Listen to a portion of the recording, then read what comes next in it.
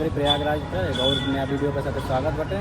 अभी हम बानी प्रयागराज में और आप लोग को पूरा प्रयागराज घुमा रहा है।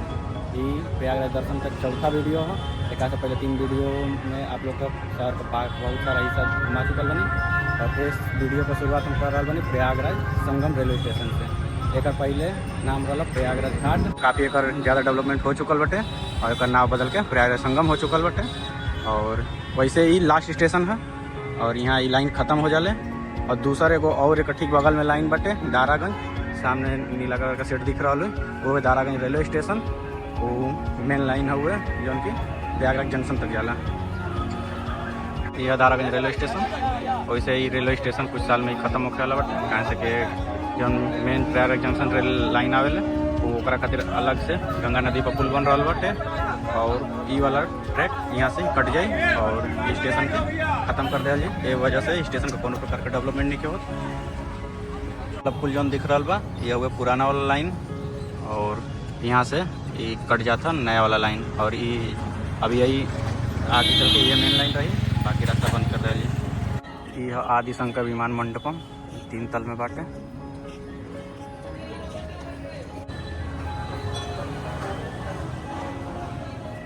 में तीसरा तल पर भगवान वेंकटेश तिरुपति बालाजी का मूर्ति बाटे और एक ऊपर वाला फ्लोर में भगवान शिव का मूर्ति बाटे और ये एकदम बाटे संगम का तट पर। और यहाँ से संगम का तट दिख रहा बाटे।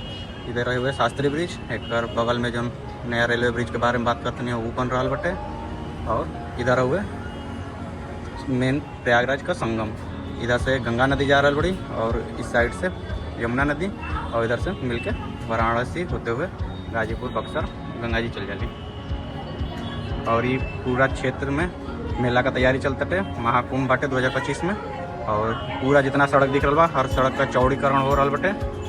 ये वजह से यहाँ चारों तरफ आप लोग के खुदल दिखल हुई और बाढ़ का वजह से सब काम डिले हो चुकल बा, कहाँ से कि बाढ़ जब आई रहा तो पानी यहाँ मंदिर के नीचे तक रहा। वैसे जब बाढ़ ख़त्म हो जाला तो काफ़ी दूर तक वो सामने जो टापू दिख रहा बटे नदी वहाँ पहुँच जाले और जब महाकुंभ लगेला तो पूरा क्षेत्र में कुंभ में जे आवेला और 1 माह खातिर यहाँ निवास करेला। और ये विमान मंडपम का तीसरा तल पर भगवान शिव को मूर्ति बा और इधर द्वारपाल लोग को मूर्ति बाटे अन्नपूर्णा विश्वनाथ। ऐसे ही मंदिर के चारों तरफ बहुत सारा बाटे। और अब हम आ गए बनी यमुना नदी का किनारे और ये किला दिख रहा बटे, सामने दिख रहा बा नैनी ब्रिज जौन कि अपना पिछला वीडियो में दिखैले बनी और इधर बा अरैल घाट। ये सब पिछला वीडियो में दिखा चुकल बनी, अगर देखा जा देख ले तो जाके देखा जा। और इधर संगम घाटे और यहाँ चल रहा बटे काम पक्का घाट बनावे का। तो ये साल बहुत ज़्यादा पक्का घाट का निर्माण हो रहा बा।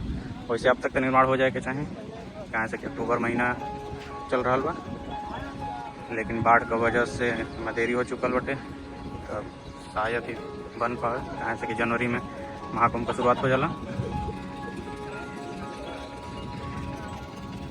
और इधर बाढ़ का पानी खत्म हो गया तो फिर से निर्माण कार्य शुरू हो गई बटे। सामने दिख रहा बटे इतना रोड चौड़ा कर लिया तटे।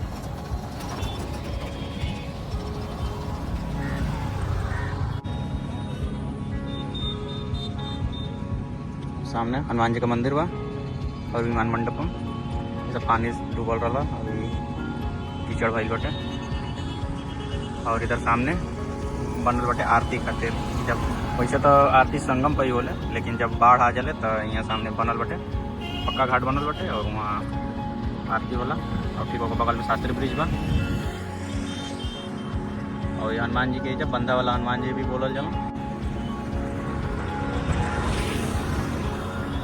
और यह प्रयागराज संगम के पास में शास्त्री ब्रिज के नीचे शमशान घाट और सामने रेलवे ब्रिज बाटे दो ठे, पीछे वाला पुराना बीच वाला नया बन रहा बटे।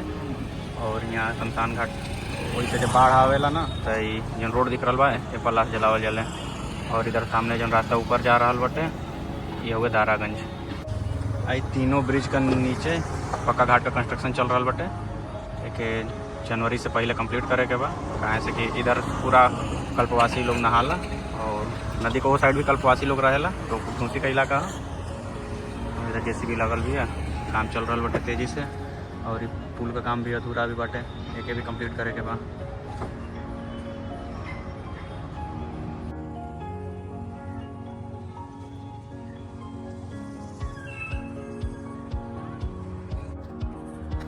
अरे ब्लॉग के ही समाप्त करते नहीं, और बाकी जन जगह बचल बड़ी सुन कि अगला ब्लॉग में कवर करिए।